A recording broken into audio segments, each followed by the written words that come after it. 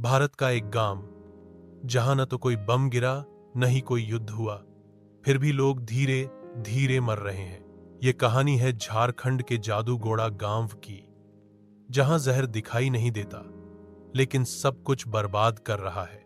जादूगोड़ा कहां है? झारखंड राज्य के पूर्वी सिंहभूम जिले में स्थित है जादूगोड़ा गांव। ये इलाका जंगलों और आदिवासी संस्कृति के लिए मशहूर है, लेकिन इस गांव की पहचान अब कुछ और ही बन चुकी है। यूरेनियम माइनिंग का केंद्र। यूरेनियम खनन की शुरुआत साल 1967 में Uranium Corporation of India Limited UCIL ने जादूगोड़ा में यूरेनियम निकालना शुरू किया। यूरेनियम भारत के न्यूक्लियर रिएक्टर में ईंधन के तौर पर इस्तेमाल होता है, लेकिन इसी खनन के कारण यहाँ की जमीन, पानी और हवा में जहर घुल गया। रेडिएशन और जहर फैलता गया। यूरेनियम खनन के बाद जो रेडियो एक्टिव कचरा बचता है उसे टेलिंग पॉन्ड्स में जमा किया जाता है, लेकिन ये पॉन्ड्स लीक करने लगे और जहरीला पानी आसपास के गांवों में फैलने लगा।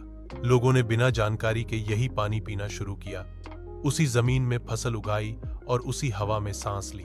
बीमारियां और दर्द जैसे जैसे साल बीतते गए, गांव के लोगों में अजीब अजीब बीमारियां दिखने लगीं। बच्चों में जन्मजात विकृति, महिलाएं बार बार गर्भपात का शिकार, त्वचा रोग, कैंसर, सांस की बीमारियां, कम उम्र में ही मौत। हर परिवार ने किसी न किसी को खोया है।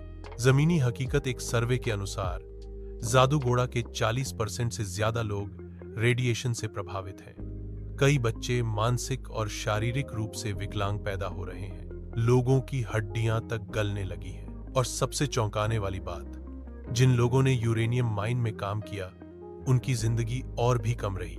लोगों की आवाज। ग्रामीणों ने कई बार ऊसिल और सरकार से गुहार लगाई। शुद्ध पानी, इलाज और पुनर्वास की मांग की गई। कुछ सामाजिक कार्यकर्ताओं ने अंतरराष्ट्रीय मंचों पर भी ये मुद्दा उठाया, लेकिन आज भी वहां कोई बड़ा बदलाव नहीं हुआ। सरकार और यूसिल का पक्ष। ऊसिल और सरकार का कहना है कि सारे नियमों का पालन होता है और रेडिएशन की मात्रा सेफ लिमिट में है, लेकिन जमीनी हकीकत इससे बिल्कुल अलग है। सवाल जो उठते हैं, क्या एक देश के परमाणु भविष्य की कीमत उसके नागरिकों की जान हो सकती है? क्या विकास के नाम पर आदिवासी समाज की बलि दी जा सकती है? जादूगोड़ा सिर्फ एक गांव नहीं है, ये उस मौन त्रासदी का प्रतीक है जो विकास की अंधी दौड़ में पीछे छूट गई है। समाधान क्या है? जादूगोड़ा के लोगों को शुद्ध पानी, बेहतर इलाज और मुआवजा मिलना चाहिए।